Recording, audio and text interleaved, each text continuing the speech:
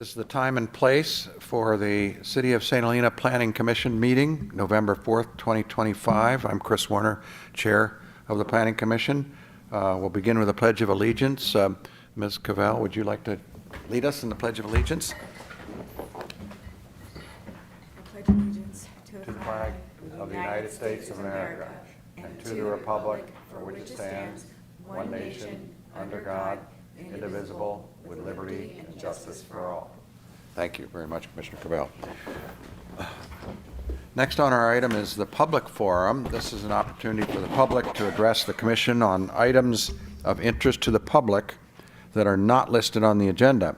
Because of restrictions imposed by the Brown Act, the Commission may not engage in discussion nor take action on matters not described on the agenda. The observed time limit for these public forum comments is 4 minutes. Chair Warner, Yes. Can we proceed with roll call? Oh, yes, let's do roll call first. I'm sorry. Very good. Thanks for the reminder. Commissioner Anderson? Here. Commissioner Covell? Here. Vice Chair Furtick? Here. And Chair Warner? Thank you. Here. Commissioner Lopez is absent. Okay. Again, I think I just made the announcement for public forum, but let's welcome anyone who would have any comments not on regarding any of the agenda items for the public forum. Is there anybody in the audience who'd like to make any public forum comments? Seeing none, we'll go on to our consent items. Our only consent item is the Planning Commission minutes of October 21st, 2025. Do we have any public comments or any wish to have the item discussed? If not, I would entertain a motion for adoption. Yes. Sorry, Chair Warner, I would like to point out that we did have a comment that came in via email this afternoon from Joshua Park, and that has been posted to the agenda and is published. Okay, thank you. Okay, on to the Planning Commission minutes. Any, do I see any discussion or any motion for adoption? I'll make a motion to adopt. I hear a second. Second. Okay, shall we call the roll? Vice Chair Furtick? Approve? Commissioner Anderson? Yes. Commissioner Covell? Yes. And Chair Warner? Yes. Thank you. We have only one public hearing tonight. I'd like to begin, though, with a normal question that we ask of all of our commissioners, which is, have any of us had any communication with third parties regarding the agenda item, third parties meaning other than commissioners or staff, that should be disclosed on the record? Anyone have any communications regarding the agenda item with third parties? I mean, I've discussed, one of them is my husband, and then I've had conversations with Joshua Park. Any particular content of the discussions? Again, what we try to do, by the way, here is be sure that any out-of-record conversations are in the record so that there's an opportunity to have them be part of the public record. Nothing that is, I don't know, there's just talking about the staff report. Is that? Would it be safe to say that your discussions have been consistent with the comments that are already on the record for Yeah. this item? Okay, that's helpful. Okay, with that, let's begin with our presentation on this agenda item.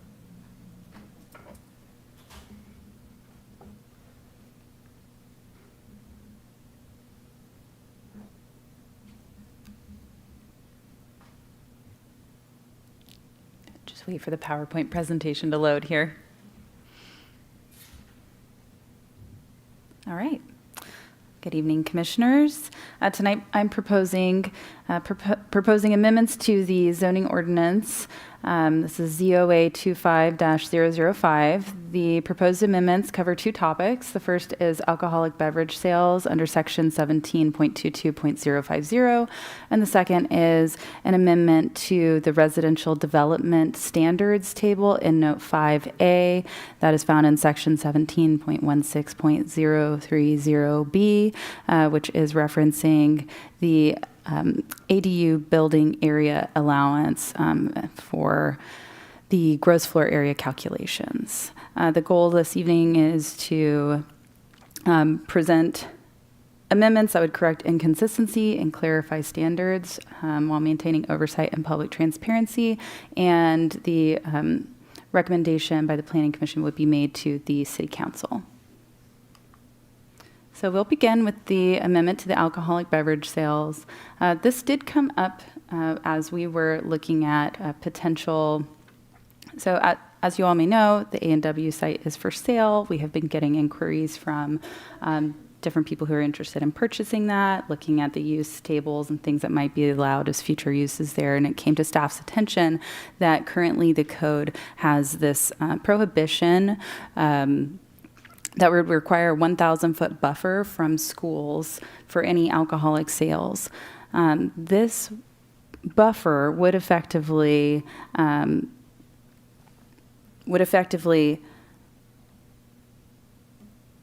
mean that there are almost no places in our downtown core where you could have an alcoholic beverage sales business. So this might mean a restaurant, a wine shop, wine tasting, anywhere where alcoholic sales would be sold for on-premise or off-premise consumption. This buffer was included in the 2023 zoning code update. It was included by the consultant without a clear analysis of the practical effect on the built environment. The previous code did not have a fixed distance standards, but it did require findings addressing proximity to schools.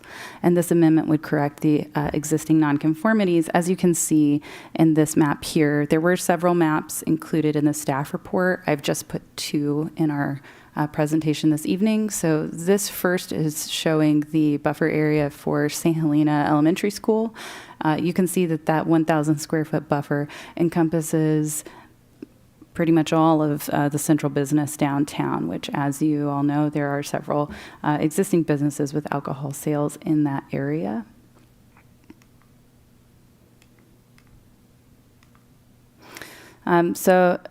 And this also is showing the 1,000 square foot buffer from the high school where we are right now.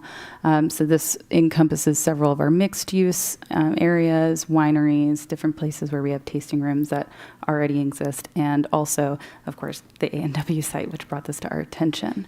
So the proposed amendment would delete the 1,000 foot location prohibition, and staff suggesting that we add a new finding under section 17.22050 that would require consideration of the deciding body to consider the distance of the proposed alcohol beverage sale establishment from a public or private school. The use tables for the different commercial and mixed use districts already require a conditional use or minor use permit for all uses that have alcoholic beverage sales. This is something that's already in the code. So what we're proposing would continue to require those conditional use permits or minor use permits, which have their own findings for compatibility, health, and safety. New alcohol uses that require the CUP will continue to have a public hearing before this body. Minor use permits are approved administratively, and the approvals are mailed to the 300-foot buffer. So people do have an opportunity to make an appeal of a minor use permit approval if they so wish. This amendment would not change the enforcement of these use permits, the hours of operation, or existing ABC licensing requirements. Which brings me to my next point, that alcoholic beverage sales are also regulated at the state level. The California Department of Alcoholic Beverage Control, also known as ABC, already requires notification of property owners within 600 feet of a new license. That's also a appealable process. I did some research on the ABC website and also talked to my contact that I work with frequently with ABC licenses, and he confirmed that this public notice, in addition to like this image shows what we often see in a storefront when someone has applied, they are also mailing physical notices to people, property owners in that 600-foot radius.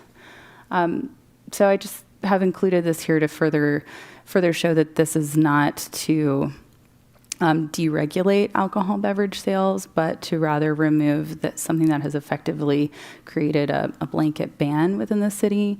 Our existing use permit process, coupled with the ABC regulations, do ensure continued regulation while allowing us to look at these uses on a case-by-case basis.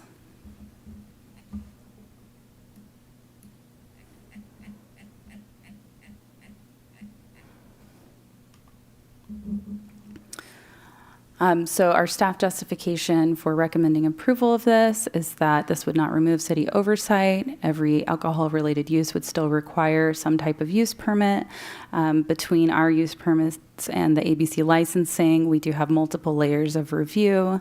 The additional proposed finding ensures that distance from schools remains a required consideration, and we would remove an unintended blanket prohibition, which has also created several nonconformities within the city.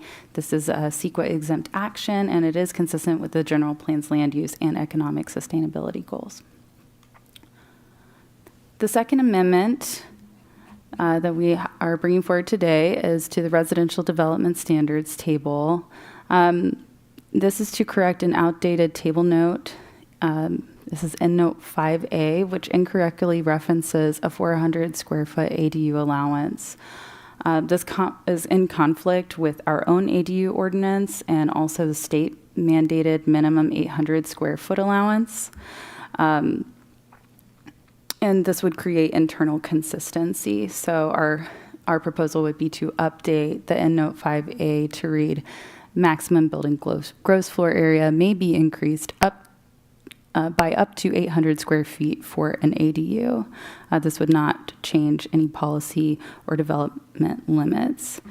I do want to point out that while this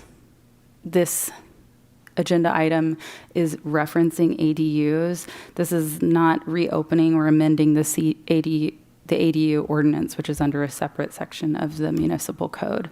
This is a technical correction to a footnote in the residential development standards, and it simply updates the reference from 400 square feet to 800 square feet. We did receive some public comments related to broader policy questions about ADU design standards, which would need to be placed on a future agenda for full discussion and be properly publicly noticed, because we have not publicly noticed this hearing in reference to the ADU ordinance. And with that, the Planning Commission will have a study session on December 16th to discuss zoning code post-adoption, and public comments related to that would be certainly welcome and probably best fit there. While I was preparing this presentation this evening, I noticed one more thing in the alcoholic beverage sales that I wanted to bring to the Commission's attention. So this is in the language for the findings, and you can see here the red line of this additional finding, number 7, that we've proposed, and that's explained in the staff report. What I have highlighted at the top is that currently the finding reads, in evaluating a use permit application for any commercial establishment where liquor is served, the review approval authority shall take into consideration the following.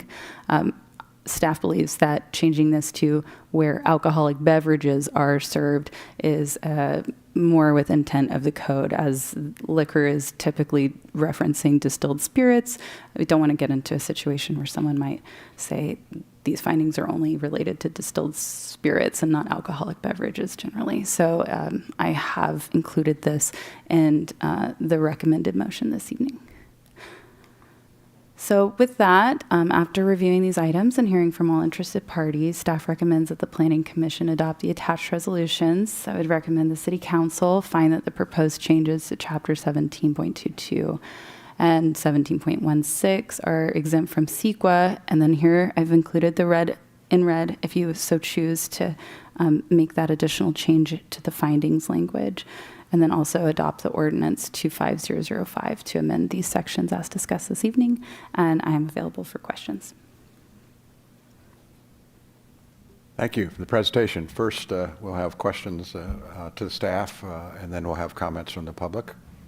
and then we'll bring it back for discussion by the commission. Any questions for staff? I don't know if this is a clarifying question or if it's part of the discussion. Maybe get closer to the mic there. Okay. So uncertain as to whether this is a clarifying question or really part of the discussion. So I'll leave it to our chair to decide whether you want to table this or whether we should address it now. I guess my question is, and this is in regard to the alcohol beverage sales, so the first item, and that is, if there is already a conditional use permit or minor use permit evaluation, is it redundant then to have this other finding? Like, do we really need it? I do think that's relevant to the discussion, but I will add just some clarifying information, and it might help to go back to. So these are the findings for alcoholic beverage sales. These findings would be required in addition to the conditional use permit findings. And if you look at these, they're really specific to things like concerns that could come up for a place that serves alcohol, especially like you see potential for loitering. It solicits comments from the police department specifically. And then also looking at distance from the proposed establishment to other establishments. So I do think that these are more nuanced for this specific type of use, where the findings for a CUP or MUP would not necessarily go into this level of detail. Okay, fair enough. And then how are these findings evaluated? Because they're so vague. So you take into consideration the distance, but there's kind of no, because we're not using a measurement, how is that taken into consideration? And that applies to not only number 7, but like you said, number 4 and number 5. So when we have conditional uses for alcohol type projects that come to the city for review, one of our reviewing agencies is the police department. And so we rely on their comments about potential for loitering, or have they had some issues with this particular location in the city. And also, we, through the noticing, we would hear probably from a school within at least 300 feet, because we have to notice them anyway. And so we would take that into consideration. So there is some objectivity to it. Okay. Other questions for staff? I do have a couple of questions. Go ahead, though, Commissioner Cavell. You can go. I guess on the same kind of line with Commissioner Forndick, I was just looking through the staff report, and I guess the code from the code consultant had listed daycare facilities. But the amended 7 just talks about private public schools. And I saw Mila's was up there in the study, but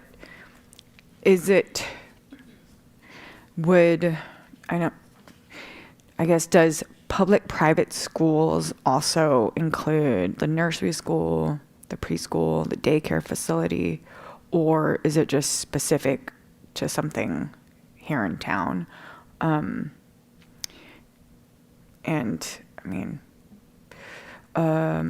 That's one question. And then the other question I have, if we're talking about just the ABC one right now and not the ADU one, We can ask questions for, why don't we ask questions for both parts of the agenda if you want to. okay. Happy to do that. I guess in one of the questions, it's in one of the slides and also in this staff report, it says that the planning consultant was, I guess, without clear analysis when they adopted this. So I guess that brings up the process question. of, you know, why we adopted it without vetting it. And then the ADU one, my question would be, I saw on the slide up there, it says minimum 800 square foot allowance by state. Is there a reason why we don't let it go to 1,200 square feet, which is what the state allows for ADUs? Because if it is helping state housing infill and 800 seems to limit the size of a family that would be able to use the space. And there are a lot of people who have larger families. And so if we are trying to infill and use these spaces for, in this increase from 400 to 800, which is a clerical edit to meet the minimum, is there a reason why we don't meet the maximum? I can start by answering a couple of those and then hand it over to you, Director DeRosa. Okay.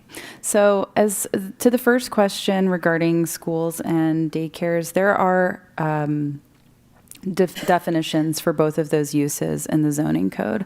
A school is defined as a facility for primary or secondary education, including public schools, charter schools, and private or parochial schools having curriculum comparable to that required in the public schools in the state of California.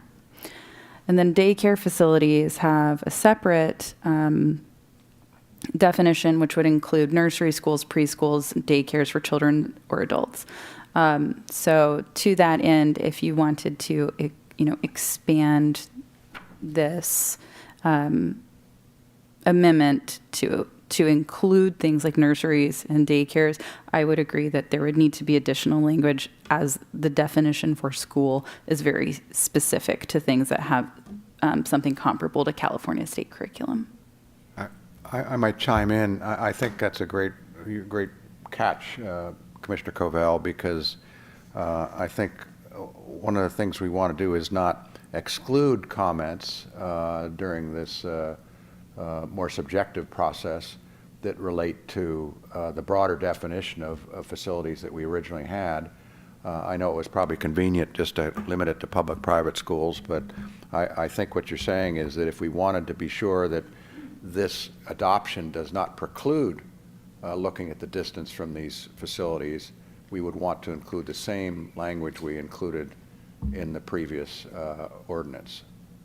See where I'm going with that? And again, I thank you, Commissioner Covell, because I didn't think about that, but looking back at the original definition. So something we can discuss when we get to the discussing the actual substance here. That was my one comment. Follow that. Do you have, by the way, do you have any other questions? I think there were 3 questions. I can answer. Yeah, I don't think you can answer the consultant question. I can't.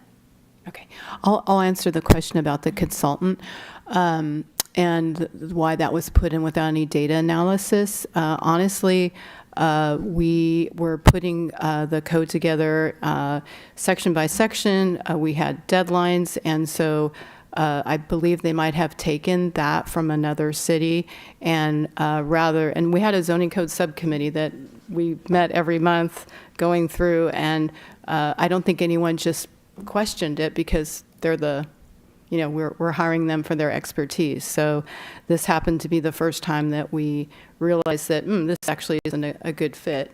And so this is an opportunity where periodically, when you find a part of the zoning code doesn't work for your city, you bring it through for an ordinance amendment, which is what we're doing today, so we can facilitate businesses in St. Helena. And my comment is, although the process is not really in front of us, it's also a good comment to be something we talk about when we get to the workshop on how the zoning code is going, because that I think is something that can be part of that discussion, even though it's not on the agenda for this item. Was there a third question too? I want to make sure. And so the third question was related to why are we limiting this extra floor area allowance to 800? And you had said versus 1,200. So I want to break this down into two parts. The first is that while it may be true that the state would allow a maximum size ADU of up to 1,200, there is a provision that says a local agency may establish a minimum or maximum unit size, and that the maximum must be at least 1,000. The city of St. Helena has chosen to adopt that maximum of 1,000. We have not gone to 1,200. So what we're working with within our own ADU ordinance is a maximum size of 1,000 square feet. And then further, the government code says, again, that, and this is in the same subdivision, so this is Government Code 66321, that a local agency may establish a minimum and maximum unit size, and that a local agency shall not establish any requirement for zoning clearance, including a floor area, that would not permit at least an 800 square foot ADU. So in other words, we are required to allow an additional floor area beyond our maximum that would accommodate at least an 800 square foot ADU. If we chose to go beyond 800 square feet up to our adopted maximum, we could do that. Not under this amendment, of course, because that would be in conflict with our adopted ADU ordinance, and I think that would be something to discuss as a bigger policy change if we were to look at the ADU ordinance in its totality at a later date. But the reason for the 800 is because this is in line with what we've adopted in our ADU ordinance elsewhere and what we are required to allow by the state law.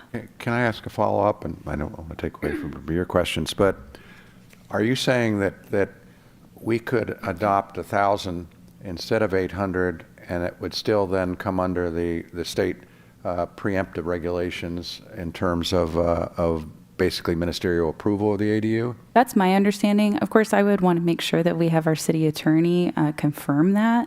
But my understanding of the government code is that the language is at least 800 square feet, not at most. Okay, because I think Commissioner Cavell makes a good point that we should consider when we're looking at the zoning code update. I think people may have different opinions on whether we should go up to the full 1,000 or not. But it's a very legitimate question because we're conforming, we're addressing an error here, but the overall evaluation of how we do ADUs is something that could include potentially still allowing ADUs to have the benefit of the state regulations if we went up to 1,000, if I understand what Commissioner Cavell is saying. That's something I think it's not part of reason we're doing this tonight, but it's something we could add to our list of looking at what we might be looking at in terms of our zoning code workshop, if that makes sense. Other questions or comments? Yeah, I had a couple clarifying questions, and then we can get to public comment. On the alcohol one, just to be sure I'm correct, the way I look at it as lawyer is that we're not preventing people at all from coming in and saying that a distance that's longer than 1,000 feet might require denial, right? Because it's more of a subjective standard now. It's not an objective standard. You know, I tend to think that it's better for people in the community have an objective standard, a numerical standard, but I also appreciate that we would have a whole raft of non-conforming uses and would have an unintended consequence here. But to Commissioner Furtick's point, if there's a demonstration of detriment to public safety and health, you can think of extreme issues. Suppose somebody opens up an alcohol establishment that's 2,000 feet away from a daycare center or high school or something like that, but they basically say they're going to promote it with dances for anybody over 18 years old every Friday night. There might be some response that says you're really trying to promote this to underage drinking. I don't know whether that would be provable or not, but I just want to be sure. My question is, nothing precludes a member of the public who feels that it's a detriment to public health to come in and basically say, I'm not saying that it should be less than 1,000 feet or more than 1,000 feet. I'm just saying it's a detriment to public health based on my factual showing. Is that correct? That's my understanding, especially if we don't go in and define within the findings what distance from means. It does make it nebulous and more subjective. Additionally, as you were talking about that, I wanted to point out one of the findings for alcoholic beverage sales does allow us to have an annual review of that use permit. So if we were to grant a minor use permit or a conditional use permit, upon that annual review, if there's been something like you described this extreme case, we would have the opportunity, the public would have the opportunity at the time, or staff would have that opportunity at the time to bring forward any code enforcement complaints that we have, or again, we'd be engaging the police department, who would be letting us know if they had received complaints like that, and we would be looking at that at the annual review as well. Now, let me ask the non-conforming use issue.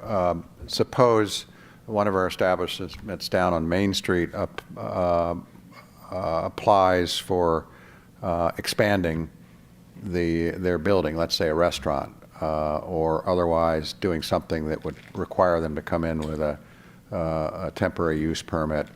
Would that open up the consideration of these findings so that we would have to determine whether there's a public health detriment based on these subjective criteria? Director DeRosa, correct me if I'm wrong, but my understanding is when there's a non-conforming use, if there's any proposal to intensify such a use, we will be looking at that use under the current regulations of the zoning code. Is that correct? Yes, that's correct. But I did hear you say temporary use.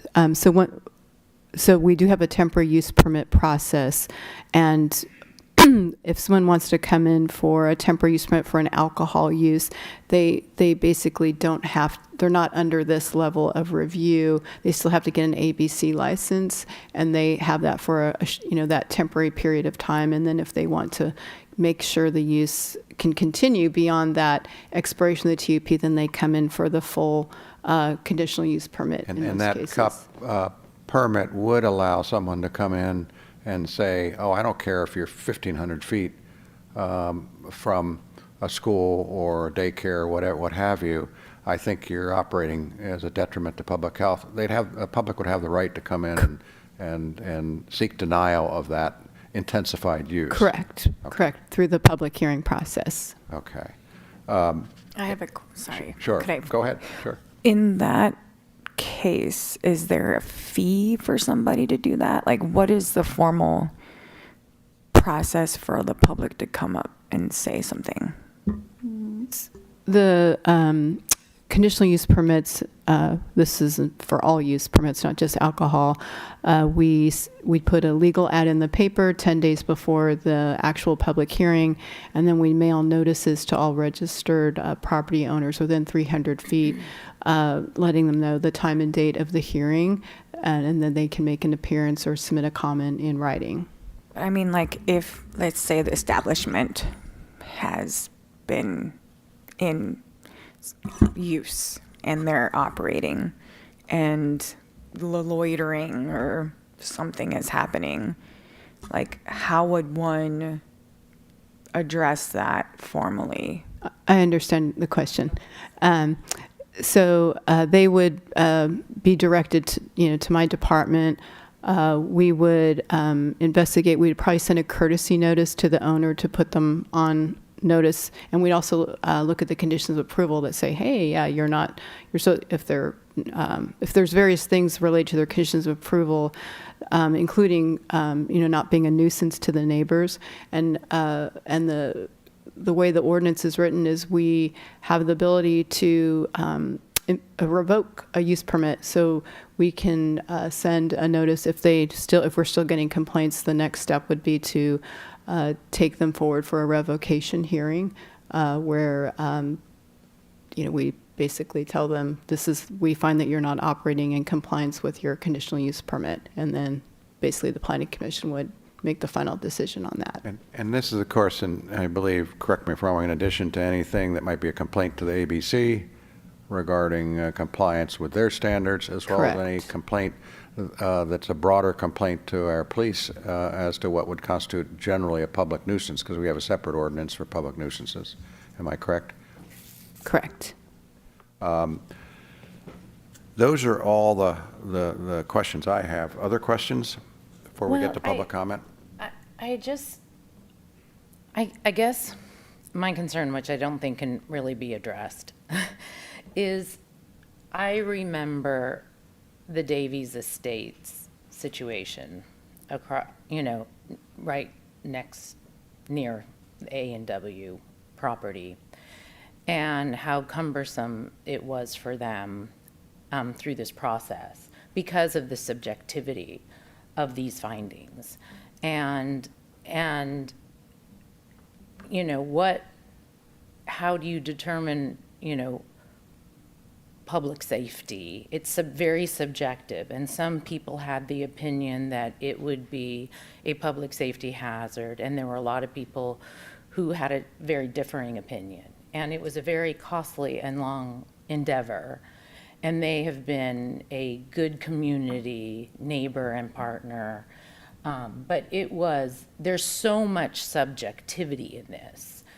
And, as we look, at business development, I tend to lean on the side of not making it overly cumbersome, for new businesses, to welcome new businesses into our town that are responsible businesses.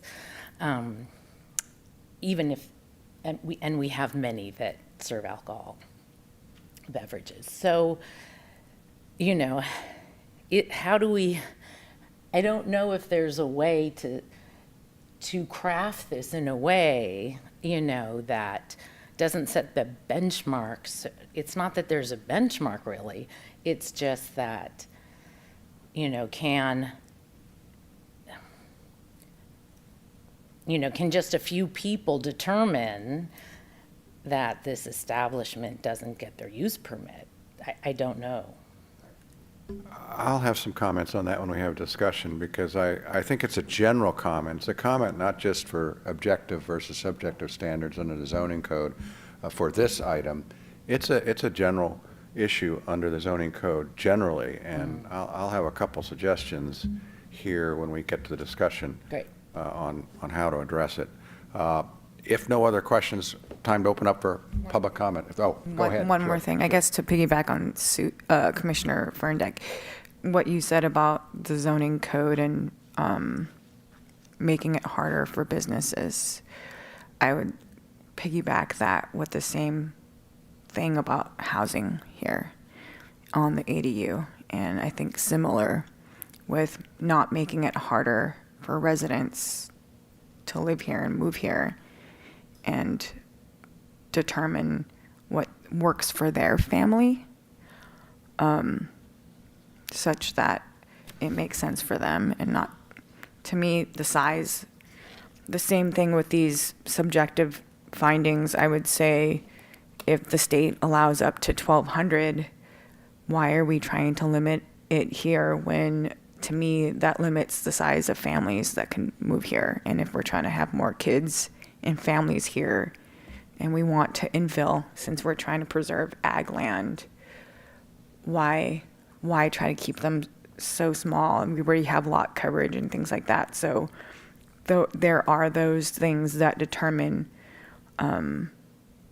your maximum lot coverage. So then why further limit someone from deciding whether or not they can have an 800 or 1,000 square foot house or a 1,200 square foot ADU? But that's to piggyback. And I think that's great to add to our list for when we get to the looking at how the zoning code has worked, because I share that as we really ought to look at the overall impacts of the zoning code on the people who come in front of us. Again, I'd like to open up for public comment, if there's any public comment. Chair Warner, can I Yes. I just want to make one more, just point one more thing out, particularly in relationship to Commissioner Furtick's last comment, related to the subjectivity of these specific findings. So there is some nuanced language here that I do want to make sure everyone's looking at. So for a conditional use permit The findings, it reads like this: the Planning Commission may approve a CUP only after making the following findings. And then it proceeds to list those findings for a CUP, which includes the proposed use will not be materially detrimental to health, safety, welfare of the public, or the property and residents in the vicinity. I think that's the most relevant to this conversation. The findings under alcoholic beverage sales say the review approval authority shall take into consideration. So this is a different language than must make these findings, which I just wanted to put that like in your ear, because to me the way that this reads is that you shall take into consideration, meaning that you shall discuss it. Fair enough. Thank you. Okay, any public comment? Thank you, good clarification. Public comment? And please state your name and your address. Good evening. My name is Jeff Feeney. My address is 930 North Crane Avenue, right here in town. So first of all, thank you all for being here on a Tuesday night. And you could be doing anything else, but you're here for our city, so thank you very much for your service. I'm here to speak about the alcoholic beverage 1,000-foot setback. I think that language was clearly approved through the zoning code update, and I believe it was completely inadvertent. We had a consultant come in. There were so many moving pieces and so many different pieces of information and so much going on trying to get that document approved. This was missed. So I believe that we already have a set of checks and balances for somebody to get a conditional use permit. We have public awareness of it. We have a forum here where anybody could fill any one of these chairs and share their opinion on why they think something is a good idea or not. That's the beauty of living in this country and this town, city, actually. And I would just say, like, we have checks and balances in place. We want to be open for business, and we don't want to have a number that artificially takes away opportunities for businesses to come to town. We don't have a big town as it is. So why don't we let somebody who has an idea share that, apply for it, and then you can, through your own information and the own other people's ideas and opinions, make a decision on that. But I think it would be a detriment to us and our town to just take a number and say, okay, if you're this far away from something, it's not a good idea. Because I don't believe that is justification for a denial. Thanks. Thank you very much. Other public comments on this agenda item?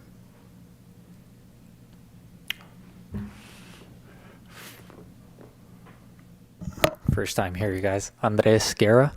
Then address is 1350 Staples Ridge Road. I'm up in town in England, not too far away. But so, funny enough, so I am actually representing the Redmond family on the A&W sale, just to be fully transparent. And as you guys can see, they sent this letter in, if you guys have it in front of you. I'm fully in support of this amendment, and the reason why is just because the marketing process, and I'm going to be fully transparent about how we've been advertising this, the sale of the A&W. We've had incredible engagement on it, but at the end of the day, we want to support the local community, the city, and we're all for it. And that's who's actually, we're hoping that gets approved down the road. And so I just want to make sure that we want to work with you guys. Jeff and I, myself, even the Redmond family, want to make sure that the next purchaser makes incredible use of this space. It's meant for the community, and we want it to remain a legacy. As you guys know or don't know, A&W been operating there since 1967. Unfortunately, the A&W is not expanding in California because they were our first call. Unfortunately, like I said, they're not expanding. They're expanding in the Midwest, on the East Coast now. And therefore, what we have in place with what's going on right now and the marketing process, I think the next person that's going to take into account this is we're fully in support, and we want to work together with you guys. So thank you.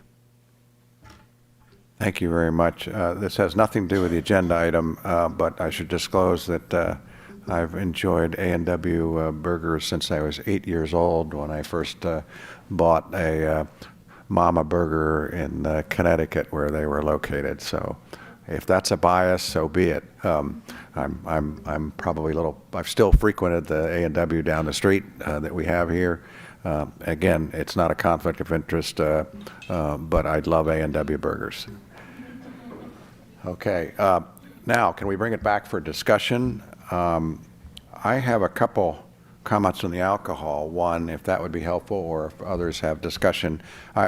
I'm supportive of approving it because I think the 1,000 feet is inadvertent, and we can, when we're looking at quality control for our processes in our workshop, we can talk about quality control when basically we make changes to the zoning code because it is very complex, and we do often rely on consultants to help us. I do have the same concern that Commissioner Furdak has about converting from a objective numerical standard to a subjective standard. And where I have the concern is very similar to Commissioner Furdak, is that it opens it up to the kinds of what I would call non-evidentiary, non-factual, non-substantive type objections by members of the public, which tend to create the kind of process problems that we have. Even if there's no merit to the objection, it still creates a process that we have to go through. And I don't begrudge that. I think these findings are just for consideration, and that's fine. But I would suggest that in our workshop, this is separate from the agenda item, but in response to Commissioner Furdak, we talk about where the balance is between allowing anybody and everybody to raise whatever objection they want to anything, but not back it up with facts, not back it up with objective evidence, as we call it. Accountants call it objective evidence, but I think it's also important that you basically come in and say, well, I don't like having whatever winery or whatever restaurant serve alcohol. Well, why? Because it's near a school. Well, why? What's your evidence that they're going to disobey or not comply with the laws against marketing or selling to underage minors? Well, I just think it's bad, But I also appreciate that members of the community have an interest in seeing that certain establishments are not too close or not too much kind of creating an attractive nuisance to school children or to underage drinkers or things like that. So I'd like to have us talk at some point about how can we take a otherwise subjective standard like this and require that the evidence that comes in be objective evidence. And then that is something that's considered. Now, part of the process is that in the courts, as a lawyer I know, that in the courts you have what's called a motion to dismiss, where a frivolous lawsuit is dismissed right up front. You don't ever get to the court or the jury, the judge or the jury, because that weeds out the frivolous type objections. We can't do that with the zoning code. We have to allow everybody to come in. But there may be some ways to establish some evidentiary standards for hearings on these things that would address your concern. I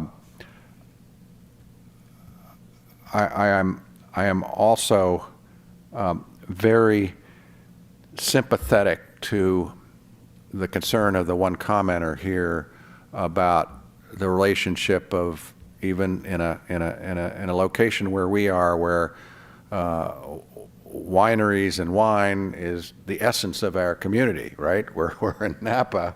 But I also am responding to the one commenter who basically is reflecting a concern that all families have about anything that is sold near their kids. And so that's where I wanted to make the point that we are not saying that an establishment within 500 feet or 1,000 feet is going to be automatically approved. It's going to take into account these considerations. And that, whether that includes A&W or includes Davies Winery, when they went through it, I full disclosure, I'm a member of the Davies Winery Wine Club. It's right down the street from me, like A&W. So I guess this is bad because I eat A&W hamburgers and I drink Davies wine. and I live less than probably 400 feet from it. So if that's a conflict, so be it. But not. Does that mean you have to recuse yourself? Yeah, I think I probably should recuse myself from drinking too much Davies wine and eating too many A&W hamburgers. But yes, good comment. But I still am concerned about how we make this work for families. So I don't know if that changes anybody's view.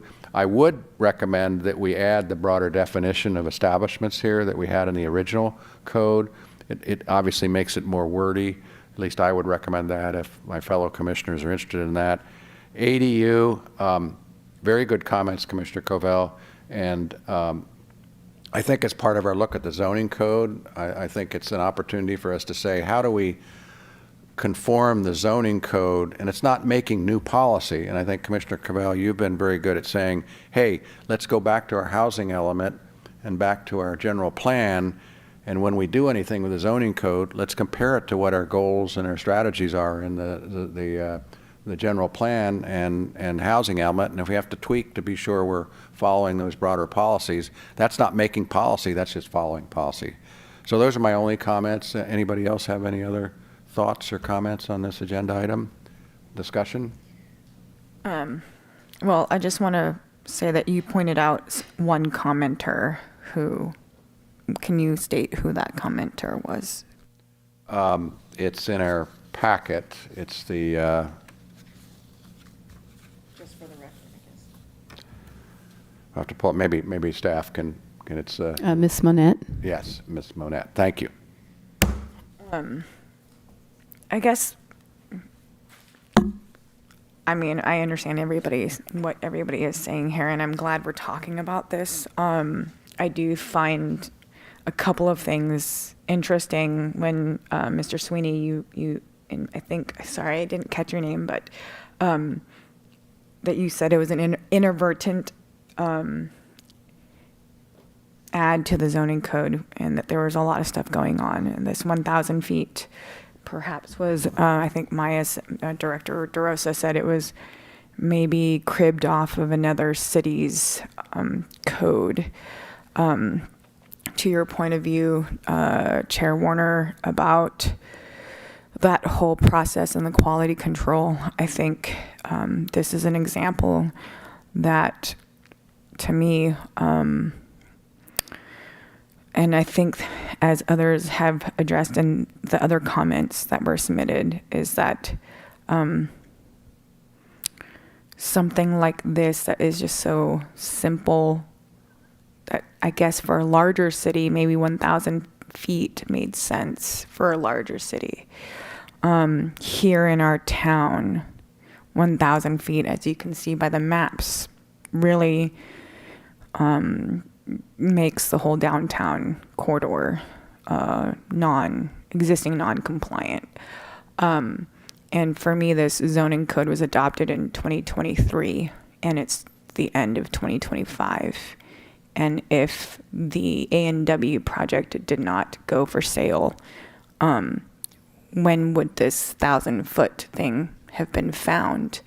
Just, is there any sort of quality control within analyzing the 2023 adopted code to find whether or not other things were cribbed in such a way that hasn't been addressed yet? And I think the 400 to 800, it said in the report that it was supposed to be updated earlier this year in April, and it was omitted when it was adopted then. So there was already planning commission, BBK lawyer, planning consultant, and probably the code publisher for groups that apparently this was supposed to be addressed back in April, and now it's the end, it's November. So it's been not compliant with the state code since. And I don't know when that was already. I mean, was it in 2023? So how long has that not been updated. So I will close on this. I think to address some of the other comments, there is a desire to put forth a motion for another future agenda item to look at the whole ADU zoning code ordinance. I think, as people have said, that some of this stuff was adopted from other cities. And I will point out some of the stuff that was written in those ADU items definitely looks like does not make sense for our town, this town. So I would my question is quality control and how do we prevent time costs for all these consultants to miss something so serious as a state law from 400 to 800, to miss it for months. So that's not for our agenda tonight, but I fully endorse having a discussion on this in our workshop, not only on the types of things in the zoning code that may, in a substantive sense, require us or give us the opportunity to ask the city council to review, including ADUs. And I know Commissioner Anderson and I have different views, certain views on ADUs versus our housing crisis. And so we can discuss those in our workshop because we may not all agree on the role of ADUs in solving the housing crisis. We all agree there's a housing crisis, but what we do to solve it, we may not agree on. And ultimately, we can advise the city council if we have a consensus or even different ideas on how to help. So that's good.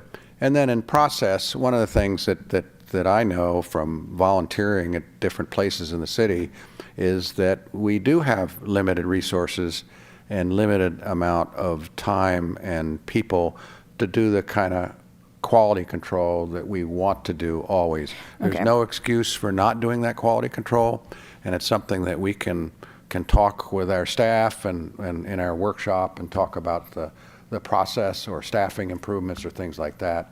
I endorse that.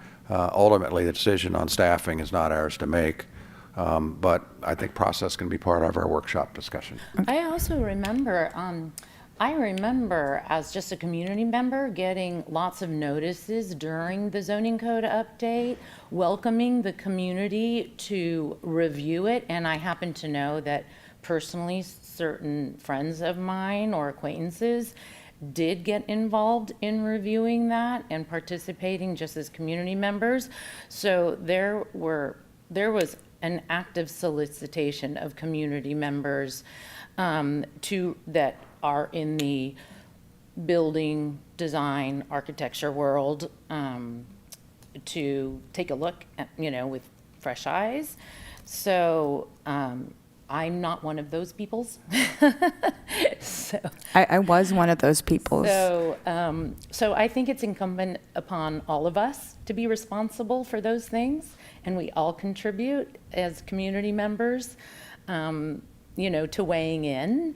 So, and I do believe that we are, with a document as large and detailed as that things, having worked on other kinds of projects that I do have expertise on, there are things that are going to be missed, and it's incumbent upon all of us to put our fresh eyes on and take a look and contribute and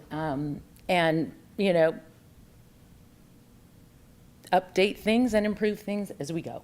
And to speak to that, if I can respond, Commissioner Farndek, I was part of that zoning code rewrite. I know, as well as other professionals who also participated in that.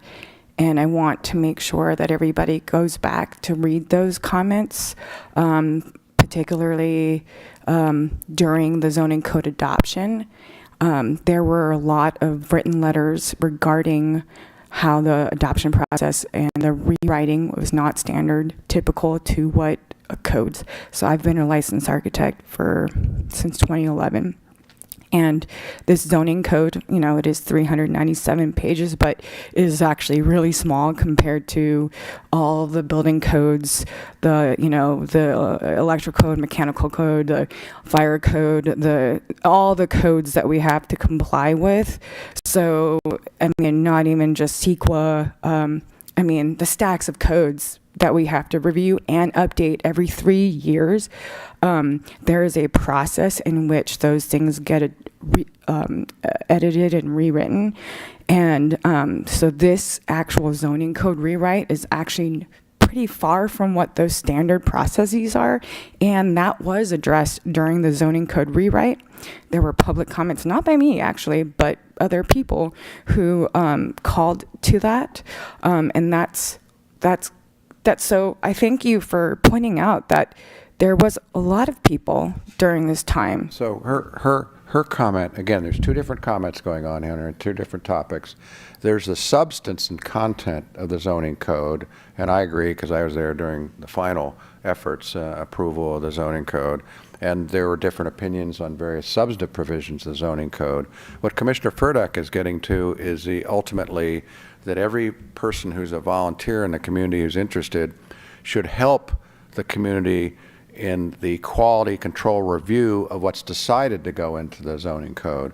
And I think that's something that I, as a lawyer, know. You basically have a final draft, you basically take your time to review it, and if there are errors in it, you try to have redundancy where it's not only your staff that are catching it, but you yourself in reviewing it. And one of the things that I found in this community is, because we do have limited resources, is that there are volunteers. There are those of us that will read the fine print, even if we don't agree with the substance.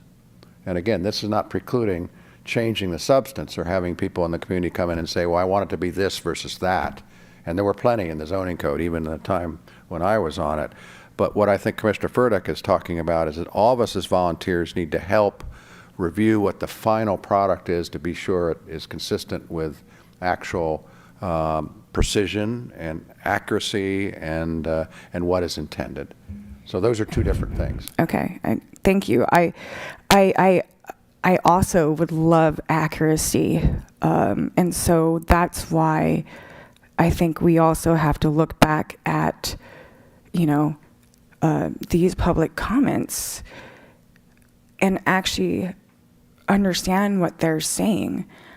Last week, or last Planning Commission, there were public comments addressing the accuracy of the staff report.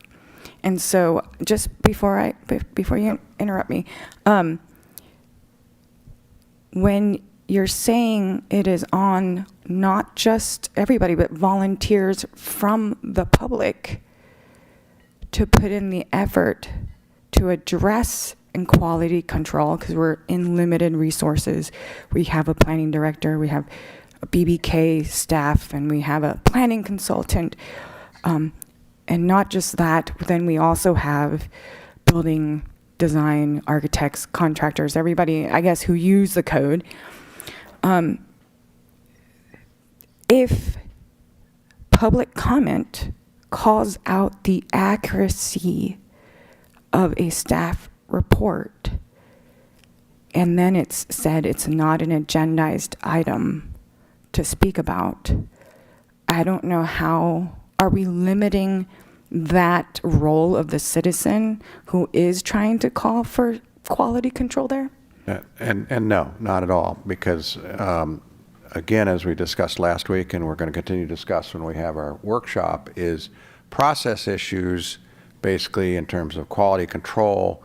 If a staff report has something that's inaccurate, that is not outcome determinative on the merits of the agenda item, then that's not the time to discuss that. It can be pointed out, and then you follow up in a general way, and that's what we're going to do in our workshop approach, because the agenda item does not include the accuracy of staff report, except as it applies to the findings and the conclusion of the commission as to the merits of the agenda item. And that's an important distinction, because we could bog down, and I could go through it. I've seen, as staff knows, in my term on the commission, I've seen staff reports where I saw things that I thought were not entirely accurate considering the facts. But then I would look at it and say, does that inaccuracy affect the recommendation and the findings for the change that's in part of the agenda? And where it doesn't, I don't spend that time in the commission meeting worrying about the accuracy of the staff report. I take time to look at the accuracy of the findings in support of the change on the agenda item. That said, again, I think it's important for us as part of our workshop to, if you've got, for example, certain views on the zoning code, we all or go back. I know Commissioner Anderson has been involved, Commissioner Furdak has been involved in this from the external community perspective. I've been involved as a lawyer. We're all going to have an opportunity to go back and look at the existing zoning code, and if there are things we all recall from when the zoning code update got considered that we feel ought to be put on the agenda for kind of addressing as, hey, here's something we can learn from again, we should be able to discuss it. But I don't believe that an inaccuracy in a staff report that is not outcome determinative should bog us down with actually the agenda item. Just so that I understand. Sure. An inaccuracy in a staff report is the staff report is a legal document of record, correct? The legal document that controls are the findings and the actual ordinance or amendment to the zoning code. Is the presentation... The record must in some fashion support the findings and must support what's in the ordinance, but if the record has some inaccuracy that does not in any way change the accuracy of the findings, it's irrelevant. How do you determine that? Is that subjective then? No, you look at the findings. You find what, you look at the findings in the ordinance, you look at the findings that we approve as to the support, and that's the support, that's the relevant support for the actual agenda item. So errors and omissions are allowed in staff reports if they're presented, if they're presented to the Planning Commission and there are errors and omissions, that can still be presented to the Planning Commission, and then the Planning Commission can still make a decision on a staff report that has knowingly errors and omissions. Well, I don't know about knowingly versus negligent versus what have you, but basically the standard is, are they material to the findings and the agenda item? And who determines that? Well, basically, if we ourselves are look at the we're endorsing the findings, and if, for example, somebody comes, whether it's us or a member of the public, and comes and says, hey, here's an error in the staff report, which let's do an extreme example. It says staff report says we found X, and then the findings for support of the agenda item say the commission found X. Well, that X, if it's erroneous, then is material to the findings in support of the agenda item, and it's our job to make sure that is corrected so that the findings accurately represent the record. If the staff report has some misstatement of fact that's not relevant or material to the findings, we don't have to correct that then and there. We certainly can go back in the process and say, well, hey, there was a error for whatever reason in the staff report, or a misstatement. It didn't affect it didn't materially affect the merits of the findings or the item. Let's make sure we try to avoid that in the future.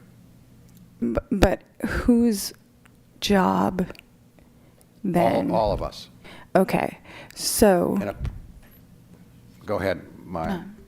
So I can just give you some background, since I know you're new on the commission, Commissioner Cavell.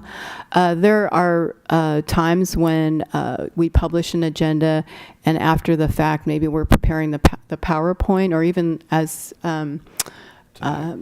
we shared today, that we've noticed something that actually would improve. We will bring it forward and say, hey, actually the staff report said this, the plan said this. We're going to recommend that we make sure that we add a condition that they're really only getting this much square footage approved. So I I want to create an environment in my department of transparency that all my staff know they're not going to be reprimanded if they find something different than what was published.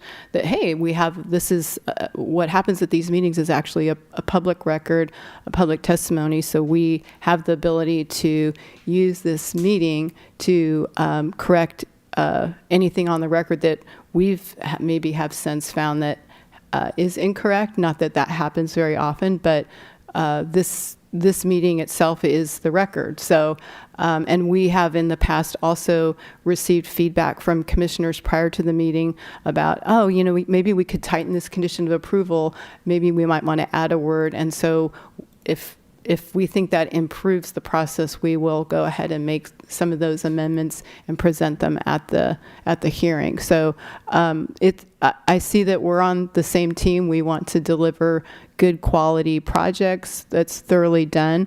We are human. Mistakes do happen from time to time.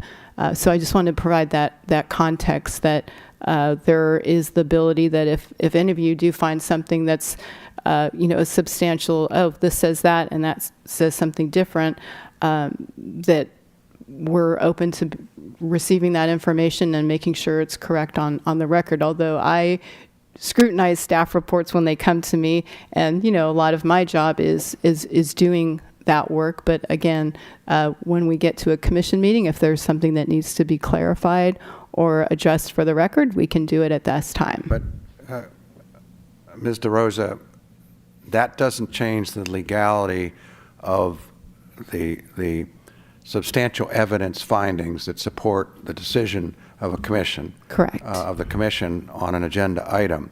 That if it's not material to the findings in support of the agenda item, it doesn't have to be dealt with at the meeting. It does not in any way make the decision unlawful or not supported by substantial evidence.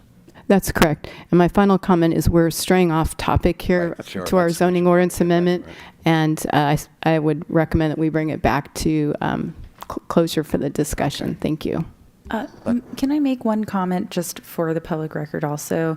Because you had, before we went down this conversation about inaccuracies in staff reports, you had made a comment that we have had a zoning code that's not compliant with state law. And I just want to make it abundantly clear that we have had a zoning code that is compliant with state law.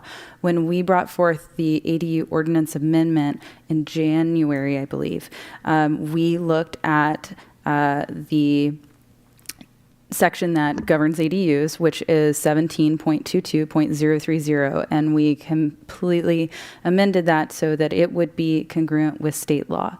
The footnote that we are looking at amending today is nestled in 17.16, the residential zoning district development standard table. It's called out as a footnote, really to be helpful to people who are looking at those development standards.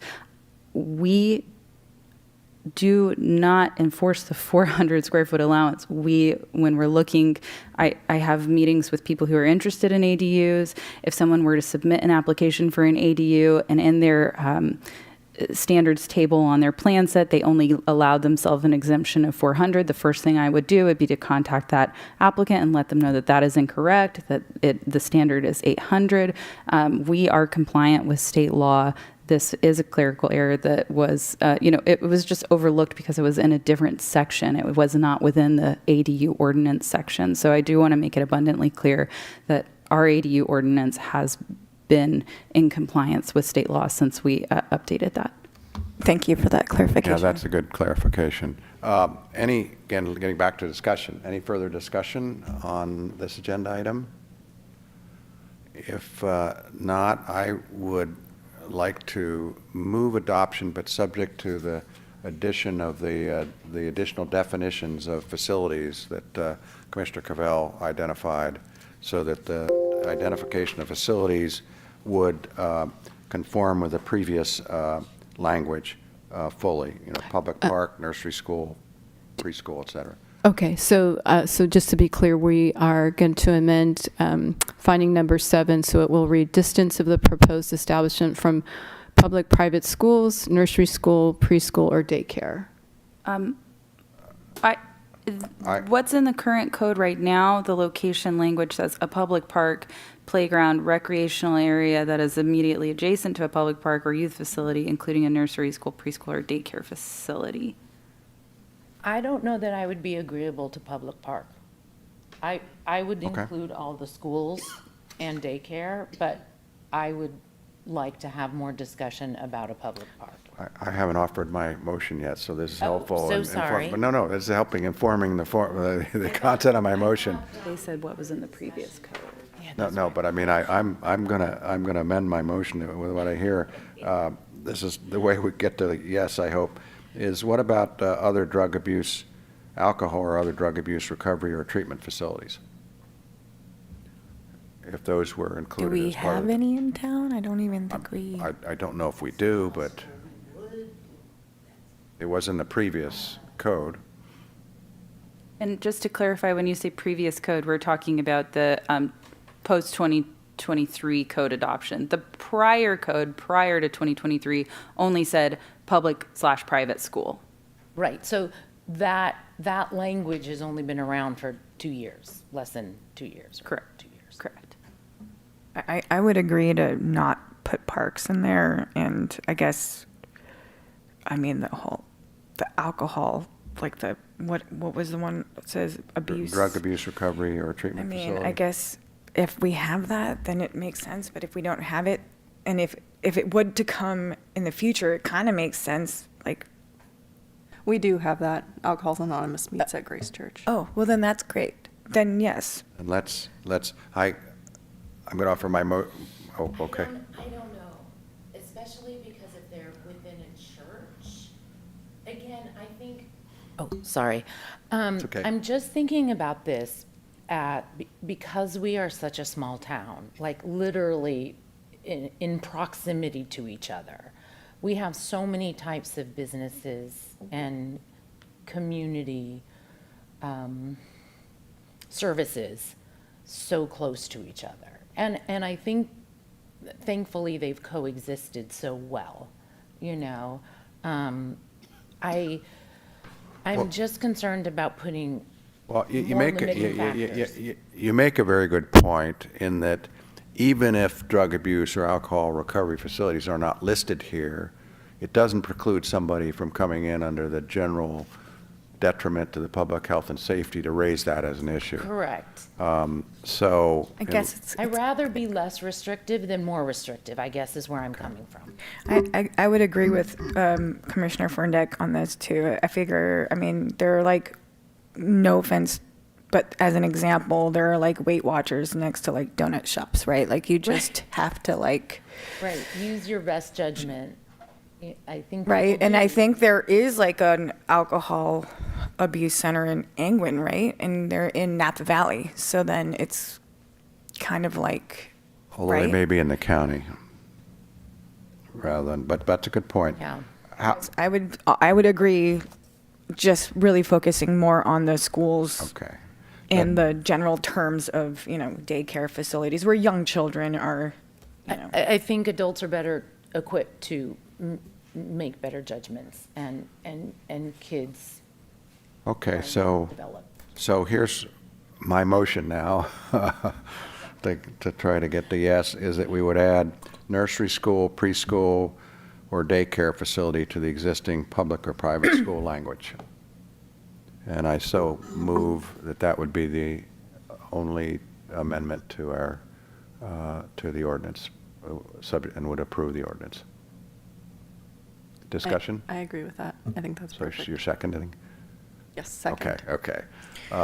Any further discussion? If not, we can go to a roll call I'm sorry, I vote. have. Do you have enough So language? are we not including the language in the red that was introduced by Oh, I'm staff? sorry. Yes, we would include, Yeah, change liquor to Okay. alcoholic beverage. All right, thank you. yep, I'm sorry, we would change liquor to alcoholic Okay. beverages.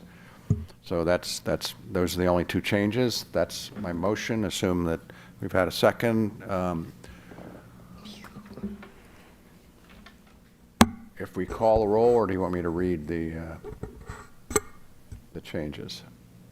Or do you have enough that we can? I think it's clear in the record. Okay, Yes. all right. So, should we call the roll? Chair Warner, Yes? Commissioner Anderson, Yes. Vice Chair Furtick, Yes. and Commissioner Covell. Yes. Okay, that is our only agenda item. What about the ADUs? ADU is part of this. Remember, it's one agenda item. So this is the only, this is the one agenda item includes both of them, and the only changes are to the alcoholic beverages provision. We don't have to like motion to adopt. No, it's part of the same agenda item, so we're good on that. Okay, future agendas, any staff comments? Director report? Director reports, right, Okay. good. I do have one announcement. The Spring Grove Townhome Project tentative map will be coming to Planning Commission for a public hearing at the next meeting, December 2nd. We will be releasing the staff report on the Friday before the Thanksgiving week. So we're very busy right now working on finalizing conditions of approval.